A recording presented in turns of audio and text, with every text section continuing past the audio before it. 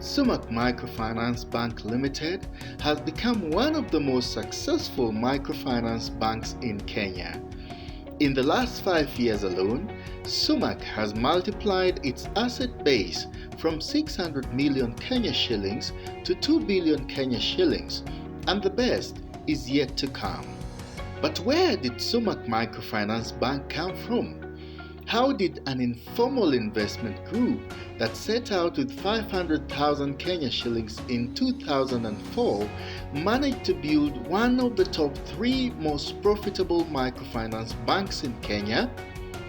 We had the privilege to sit down with the bank's chairman, Mr. Kibatha Njoroge, who opened up unequivocally on what has been a tremendous and sometimes unbelievable journey of hard work, sacrifices, and sustained progress to build a brand that has become a household name among business people in the country. As it turned out, the journey began way back at the turn of the millennium when Mr. Kibatha Njoroge and some of his friends found the going a little rough after a wave of retrenchments that wasn't kind to them.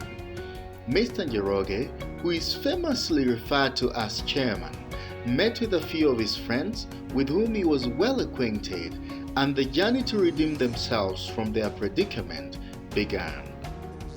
A global change in the way things were being done. I remember we moved from the last century to now the 21st century, and things were different. And one of the things that came about more so in the Kenyan economy or industry was re-engineering, doing things differently, getting new efficiencies, applying technology. And what were the implications of all these? Numbers. People had to count, people had to go. And this started, remember, they started with the banks. As fate would have it, Sumac Microfinance Bank began as a necessity by Mr. Kibatha Njoroge and his friends who had been affected by the massive layoffs at the turn of the century. The turn of the century brought with itself massive restructuring for companies, the embracing of technology, and most certainly human resource evaluation to cut out redundancies. Mr. Kibatha and his friends were hit hard. Companies started retrenching, using numbers and applying technology to become more efficient and competitive. And that led to now release of numbers. I remember a particular company I was working for, they did the numbers from 400, 2,000 to 800. Wow. So you can see all that, and a big number of. And of course, it affected some of us, and even if they did not, we knew going forward things will change. What that brought about is trying to forecast or see, look at the future, and see how do you fit in the whole now scenario. It meant probably our skills will no longer be required. With the realization that they were actually out of active employment due to retrenchment, Mr. Kibatha and his friends discovered that not only were their skills no longer needed in their former places of employment, but that they needed to move with speed to survive. During their first meeting somewhere in Westlands, Nairobi, the 4 of them who had opted to meet recognized the need for a different approach in life in order to survive their predicament. Retrenchment meant that most of them had to turn to different businesses, but for which they were not efficiently equipped to run. They had tried their hand in different economic fields, but most of it hadn't been exactly rewarding.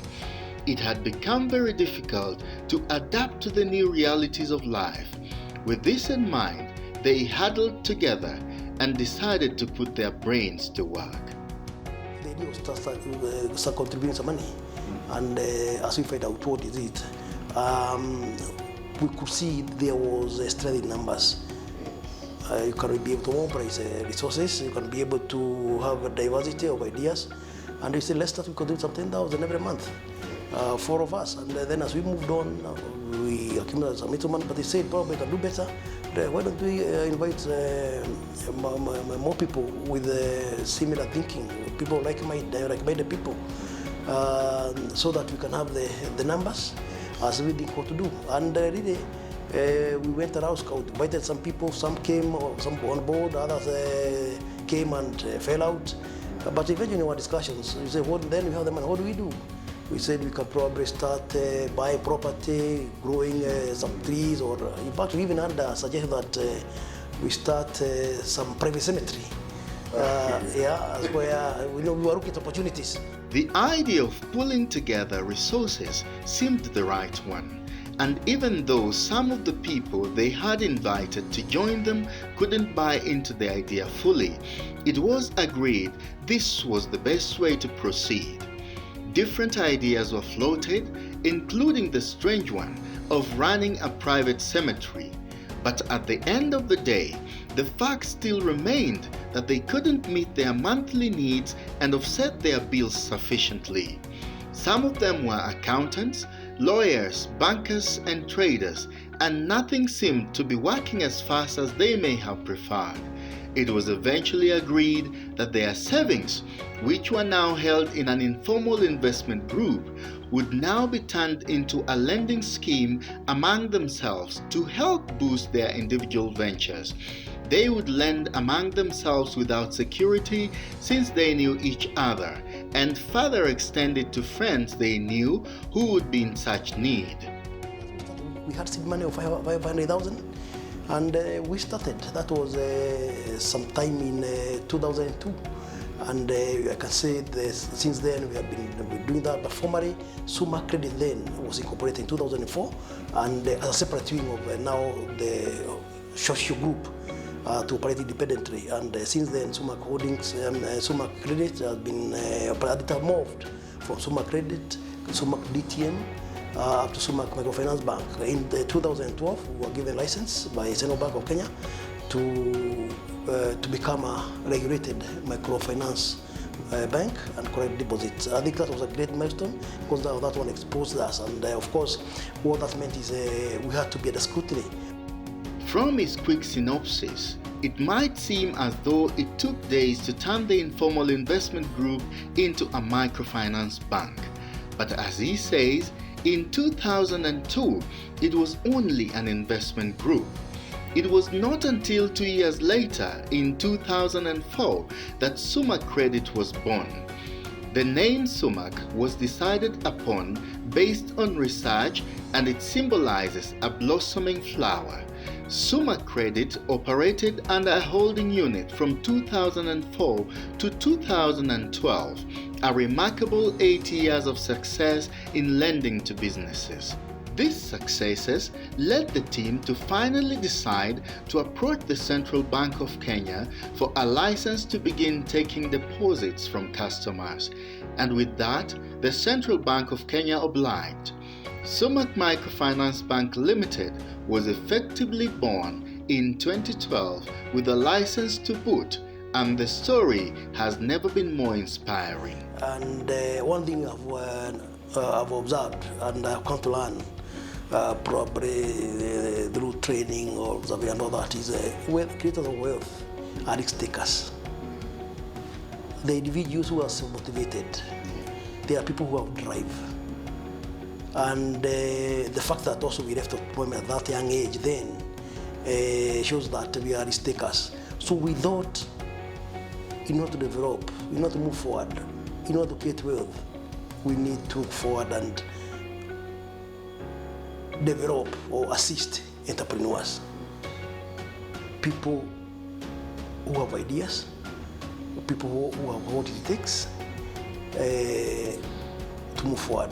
And also, when you look at our economy, the Kenyan economy is largely informal, but one of the limitations is financing. With the small businesses we had then, we could not sometimes pay salaries, sometimes you are in arrears in rent. Not that the business is not generating money, but probably there are days, or you're not able to do some things because you don't have the funding and you don't have security. With the license received, Sumac launched a massive exercise to mobilize clients to deposit money into various accounts that were immediately available at the bank. Already, there were 2 branches in operation, one in Ngara at Magu House and another on Ginyo Towers along Koinange Street.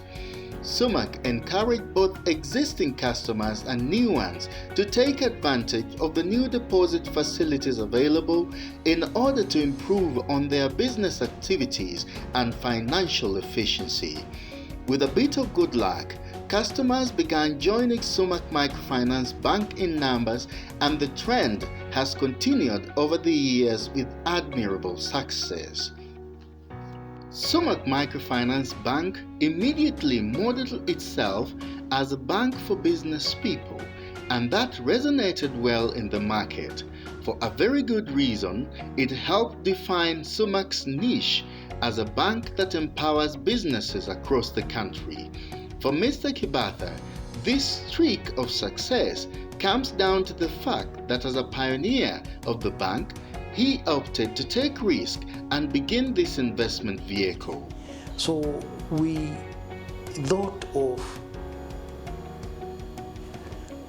coming together largely with people who are risk takers like ourselves, business people, and who could demonstrate that they have a viable idea and how they are working their finances. Of course, the other thing was to get funds from the banks was a very difficult and tedious thing to the common person, the unsophisticated borrower. Borrowing then it was a complex thing. We go to the bank with all that, and it was very intimidating. So we thought we should come with a banking model that probably you can say is a no frills, something very simple, something unsophisticated. And of course, there was the support from the government, from the Central Bank, when they enacted the Microfinance Bank of 2008. That gave us a lot of encouragement. But we thought our niche should be business people, not consumers. Consumers who had a lot of funds if they wished, from the SACCOs, from the employers, and even then banks. Even now, banks have a product for people in employment, the consumer, the retail banking, that kind of thing. So we thought the niche we should really serve businesses, creators of wealth, that we would contribute towards the development of our country and our economy. The banking model, which was simple enough to help take care of the unbanked and informal businesses in the country, meant that they were willing to listen to clients in spite of their unique business circumstances. Some of these clients didn't run business formally and hence didn't have the benefit of documentation and financial tracking. Sumac offered a hand of help. It all began with guarantees and referrals, which meant that the need for security was perhaps not strictly essential. Assessment of character and financial strength would be evaluated based on certain parameters to determine the ability and capacity of the client to pay back the loan. That way, the Sumac model was able to allow for the disbursement of security-free loans. Even now, we do a lot of business on word of mouth without necessarily canvassing. Just use word of mouth and the assurance that somebody will pay. And even when we are doing a credit evaluation, we give a lot of weight on character. We give a lot of weight on ability to pay. In order to run a successful venture like Sumac Microfinance Bank, Chairman says one needs to institutionalize accountability at all levels of the business. Accountability starts with the board of directors and it trickles down to the management and members of staff. Without accountability, it would seem impossible to make any gains. When you are leading people, there is something called accountability. And that's what probably I think generally we lack, or we are lacking. And you have to be accountable. You need to say why you did something, the effect, the consequences, what is premised upon, and you should be accountable and answer any question from anyone, any stakeholder. The other key ingredients for success in running a bank are transparency and openness, he says. Chairman argues that there shouldn't be an iota of vagueness in managing the affairs of the bank, and that is why the board of directors has invested heavily on proper human resource at the staff level and governance structures for the board at large. Consultation, as it would seem, is a key component in how Sumac is run. Your actions should not be, made by you and you alone. There should be wide consultation. Yeah, that is very, very important. You are accountable. You don't wake up one morning, sack a manager because you are told this or that happened. You should follow due process. Anybody coming should be able to see that really here there was fairness. So the word to me is first is accountability. And meetings are, to me, are just event to confirm what's already been agreed. You need to build a consensus all the time by seeking views, by saying probably this is what I think we should do, this direction we go, what's your take. People feel appreciated and valued when you're open, when you consult. The board of directors is credited with running an efficient model that has seen the bank steadily grow and now boasts of 5 branches across the country, 2 in Nairobi at Ngara and Koinange Street, 1 in Githunguri, 1 in Nakuru, and the latest one in Thika Town. Sumac now stands tall as a microfinance bank with an asset base of about 2 billion Kenya shillings. But it was not always a walk in the park for the directors. They have had to invest plenty of time running Sumac, and over the years, they have ceded ground to a management team that is competent, professional, and strong enough to handle the affairs of the bank without the intervention of the board on a regular basis. This, the chairman says, has enabled Sumac to transition from management by the board to a fully functional team that is run by a group of experienced and competent managers who now oversee the day-to-day activities of the bank. Now the bank is run very professional. We just attend board meetings. We have a very strong management team, which we continue strengthening. And I'm proud and happy to say that they are doing well so far. We are getting out more and more in terms of operations as a management team becomes stronger and stronger. And it's my wish that in the next couple of years we have a very strong management, huge management team that is able to drive forward the business. The steady growth that has been witnessed at Sumac for all those years since 2004 is credited to a proactive but professionally run board and a team of managers and members of staff who have the experience to carry the vision of the bank to the letter.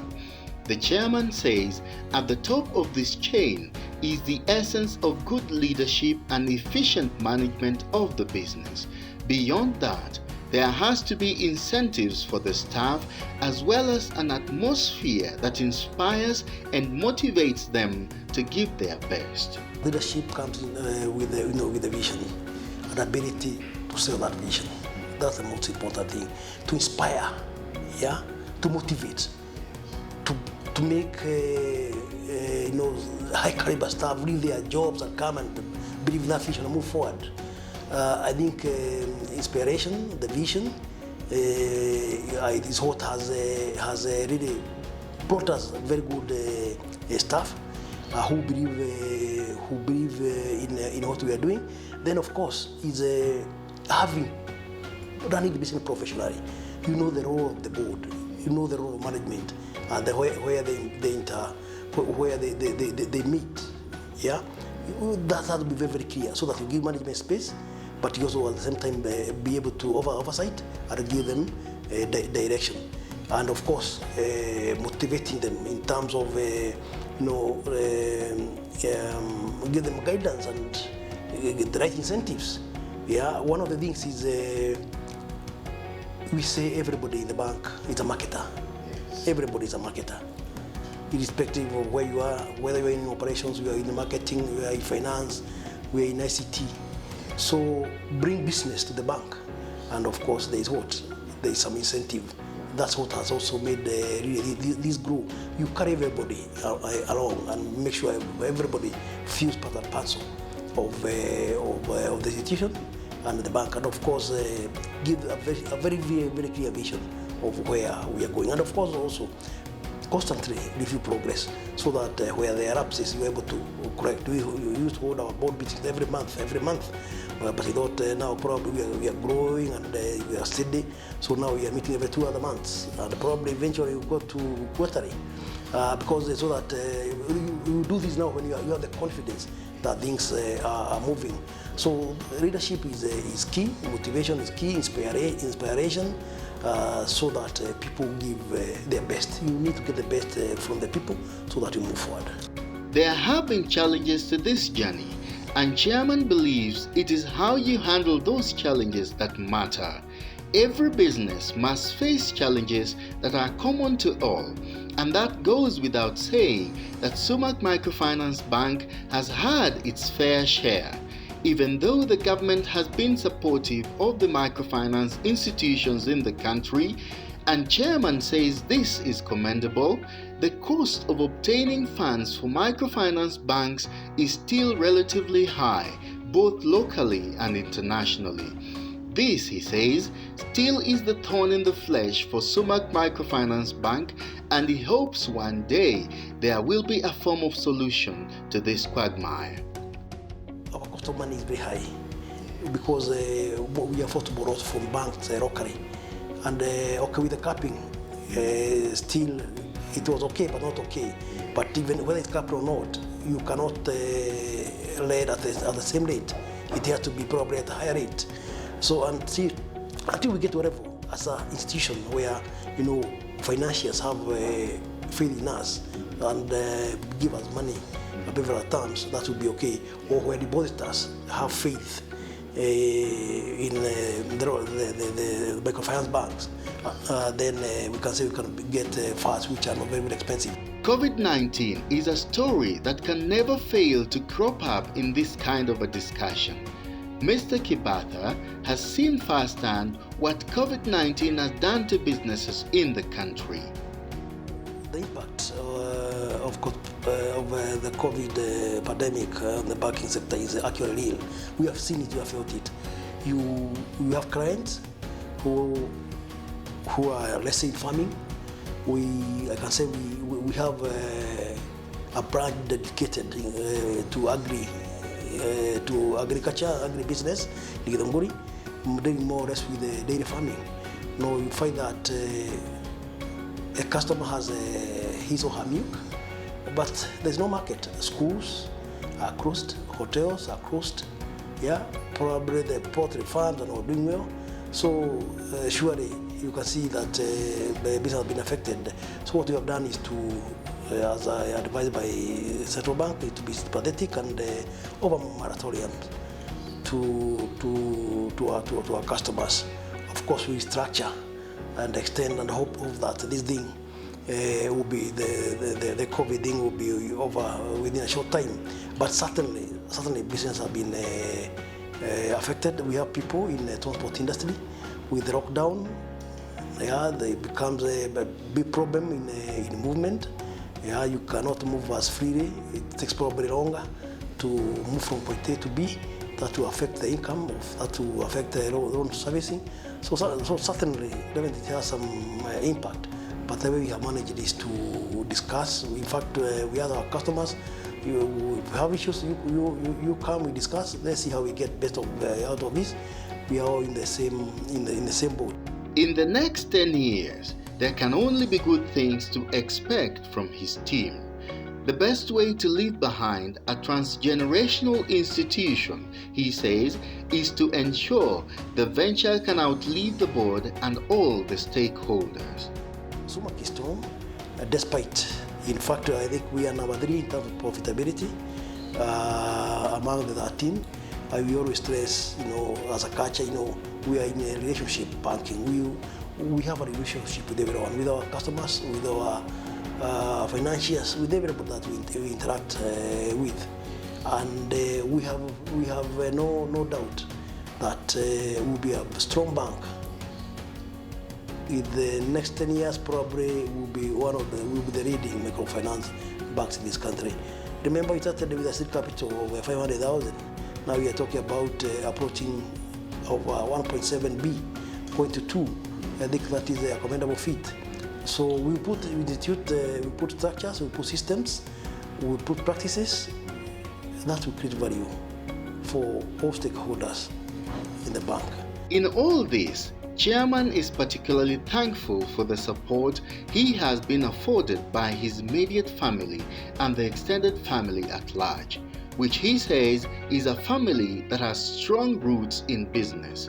He is also grateful to his board of directors, the stakeholders of Sumac Microfinance Bank, the ever-industrious team of managers and members of staff. He also offers gratitude to his mentors who have been forerunners in various business ventures. He makes mention of Dr. Peter Munga of Equity Bank, former cabinet minister and influential politician, the late Njenga Karume, among a host of other business people whose mentorship has been crucial to his successes in life. As we draw to the end of this inspiring conversation, Chairman has a few words of encouragement for which he would like to help raise the stakes for any business person and entrepreneurs fighting to stay relevant in the ever-changing Kenyan business landscape. The first thing is to be optimistic, despite all the gloom. Yes, stay positive. See the brighter side of things. Believe that the light is coming. Never give up. Don't come down. Yeah, don't agree to be pulled back. Believe in yourself. Yeah, of course, you need to be reasonable. I'm not saying you walk into a ditch and you can see it's a ditch, but that mental optimism is very, very important. The positive attitude.